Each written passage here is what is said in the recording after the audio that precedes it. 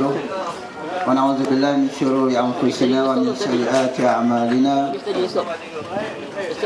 من يهد الله فلا مضل له ومن يضلل فلا هادي له أشهد أن لا إله إلا الله وحده لا شريك له وأشهد أن محمدا عبده ورسوله اللهم صل على محمد وعلى آله وصحبه أجمعين اللهم افتح بيننا وبين قومنا بالحق وأنت خير الفاتحين أما بعد. Saudara pengurusi majlis dan pembantu pengurusi majlis yang kita hormati dan kasihi, yang di-Ketua YDP Ikram Melaka, begitu juga YDP Ikram daerah-daerah, tuan-tuan, puan-puan, akhwat, anak-anak yang dikasihi sekalian.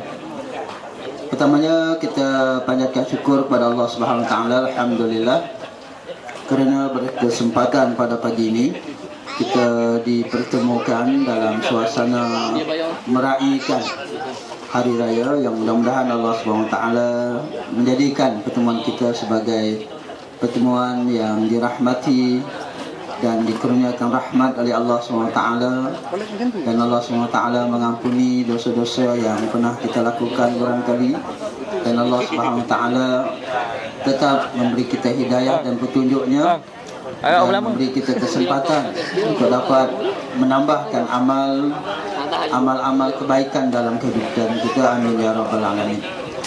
InsyaAllah ikhwah dan akhwat yang anda kasih sekalian, puasa seperti mana yang kita maklum telah pun berlalu, seperti mana yang disebutkan oleh YDP tadi dah. Jadi ini barangkali biasa kita dengar, cuma kurang biasa untuk diamalkan. Jadi mudah-mudahan pertemuan kita hari ini Allah memberi kita kekuatan untuk dapat melaksanakan apa yang sewajarnya kita laksanakan. Kemudian yang keduanya, bila bertemu dalam majlis-majlis Syawal ini, di antara perkara yang kita lakukan ialah saling memohon maaf. Dan anda ingin mengingatkan bahawa ada perkara-perkara yang barangkali kita terlepas pandang, iaitu dengan siapa seharusnya kita mohon maaf, akhwat, iaitu dengan orang yang biasa kita bergaul dengan mereka itu. Mereka yang paling rapat dalam hidup kita barangkali ialah ibu dan ayah, kemudian suami ataupun isteri, dan seorang lagi yang barangkali kita terlupa ialah pimpinan kita. Jadi macam saya dengan YDP kita, ada arahan dia, ada hasrat dia, ada nasihat dia yang tak ditunaikan, barangkali mengecilkan hati Tuan Haji. Jadi saya dan ikhwah akhwat yang hadir pada hari ini, semua ahli ikram lah, mohon maaf kepada pimpinan kita. Sebab Nabi SAW pernah berkata bahawa alaikum bitta'ah. Bila kita melantik pimpinan, maknanya di sana ada satu hak yang wajib kita tunaikan, iaitu hak ketaatan kepada arahan dan ketentuan pimpinan kita. Jadi itu barangkali yang ramai kita terlepas pandang. Ialah adalah salam dengan YDP kita tapi tak sebut perkara-perkara yang seumpama itu.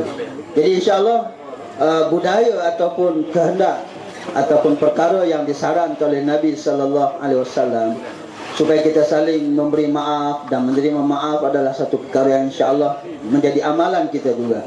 Cuma barangkali ikhwah dan akhwat sekalian, ramai di antara umat Islam khususnya yang melihat orang jauh dulu yang dia mohon maaf, SMS diterima, kad apa nama tu, yang dalam email tu kad apa namanya, kad raya, ada istilah dia tu, dia hantarkan dengan gambar dan sebagainya, lupa dengan orang yang di sebelah, yang hari-hari kita melakukan silap, yang hari-hari kita melakukan kesalahan.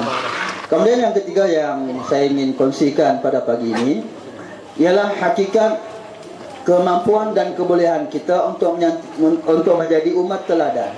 Ikhwan dan akhwat sekalian, barangkali kita belum lupa bahawa sebenarnya kita berkemampuan untuk menjadi umat pilihan. Sehingga dalam bulan Ramadan sebagai contoh, bahawa kita telah menunjukkan dan tampil dengan satu keadaan walaupun letih, walaupun ada urusan-urusan yang berbagai, tetapi kita mampu menjadi umat yang taat kepada Allah Subhanahu Wa Taala. Siapa sangka kita boleh solat sunat 8 rakaat paling kurang setiap malam, 30 malam sepanjang Ramadan. Siapa sangka dalam siang hari Ramadan itu kita tak makan dan tak minum.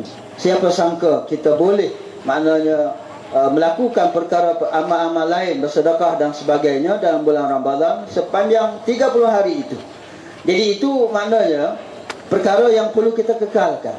Bila mana kita boleh berbuat demikian dalam bulan yang istimewa, sebenarnya dalam hari-hari yang lain dalam kehidupan kita pun mampu sebenarnya untuk tampil taat kepada Allah Subhanahu wa taala. Saya mengambil perkara itu kerana teringat satu ungkapan yang daripada buku yang saya baca ni lah, di mana kesilapan kita ialah kita selalu berkata kita tergolong dalam golongan yang lemah. Kita umat akhir zaman, ya. Kita umat akhir zaman, kita umat Islam yang lemah. Bahkan hadis Nabi menyatakan kita adalah kausain, seperti buih di atas permukaan laut, kan. Kita selalu memberi alasan itu. Sedangkan kata Dr. Yusuf Qadawi, kenapa kita tidak bangkit seperti mana kita bangkit dalam bulan Ramadan untuk menolak hakikat kelemahan itu? Kenapa kita lemah? Kerana tidak berilmu. Kenapa tidak belajar mencari ilmu, membaca buku dan sebagainya? Kalau kita lemah sebab kurang ibadat malam, qiyamul lail, seperti mana maksud surah Al-Muzammil, surah Al-Mudassir, dan seperti mana amalan orang saleh sebelum kita ada qiyamul lailnya, dan kita lakukan dalam bulan Ramadan, ada tarawih, ada witirnya. Kenapa tidak bangkit kemudian membiasakan diri dengan solat-solat sunat itu, supaya kita tidak lagi berada di atas tahap sebagai orang yang lemah. Maknanya sekarang ini barangkali sudah hangat-hangat dibincangkan nak menghidupkan kembali usrah, halakah-halakah kita yang telah kita cutikan sepanjang Ramadan. Tujuannya apa? Supaya kita dapat bangkit kepada kelemahan itu. Kemudian kalau kita rujuk sekadar